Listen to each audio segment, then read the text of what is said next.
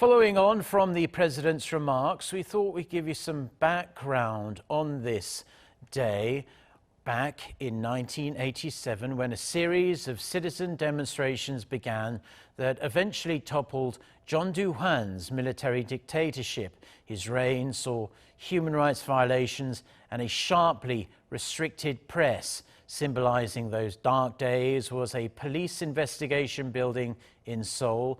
Our Kim Do-yeon went to check it out and files this report. This is a room on the 5th floor of what was the police investigation building in Namyeong-dong during the military dictatorship of the 1980s.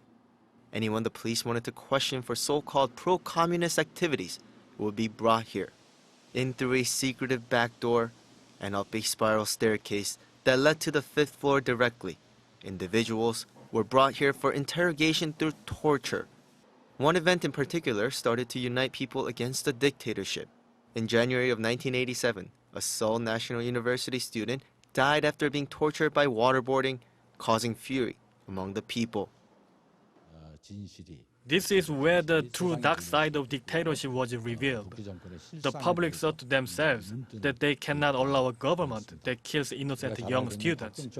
That was one of the sparks that ignited the June pro-democracy movement. The body was wet. There was a bathtub in the room. That's what the doctor who came to examine the body of Park Jong-CHEOL said to a journalist. While the doctor only laid out the facts that he saw, it caused a national fury. His words clarified some of the hidden cruelties that the government imposed on its citizens, and that was one of the driving forces behind the June 10 pro-democracy movement. Today, the doctor says he was just doing his job. My perspective is as a doctor. Democracy is important, but to me, if such deaths reoccurred, it would be like a disease, so I had the responsibility to stop it.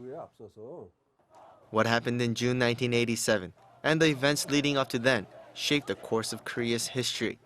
In response to the citizens' efforts, the government finally decided to amend the constitution, allowing citizens to directly vote for the president and, most importantly, have their basic rights protected.